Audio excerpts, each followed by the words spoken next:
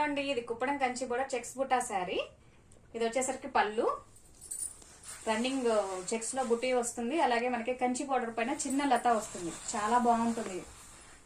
పెళ్లిళ్ళ సీజన్ కదండి, ఇప్పుడు చాలా బాగుంటుంది. ఇది ఎలిగేట్ గా శారీ అంతా కూడా చెక్స్ బుట్టి వస్తుంది.